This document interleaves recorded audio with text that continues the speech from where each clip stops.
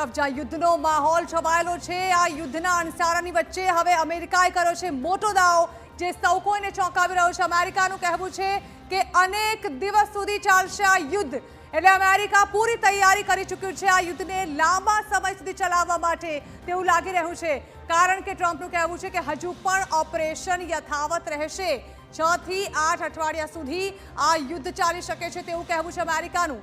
છેલ્લા 24 જ કલાકની વાત કરવામાં આવે તો ઈરાન પર 600 થી વધુ હુમલાઓ કરી દેવામાં આવ્યા છે। આ એક બાદ એક હુમલાઓ જે છે તેની ગતિ વધતી જઈ રહી છે અને હજુ પણ વધી શકે છે ઈરાન પર હુમલાઓ, એટલે કે આવનારા થોડા સમય માટે ઈરાન પર હુમલા ઘટવાની કે શાંત થવાની કોઈ સંભાવનાઓ દૂર દૂર સુધી નથી દેખાતી।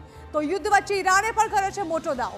અમેરિકા ઇઝરાયેલે પરમાણુ મથક પર હુમલો કર્યાનું ઈરાનનું કહેવું છે। આ અંગે ઈરાનના રાજદૂતે IAEA પર જવાબ આપ્યો છે।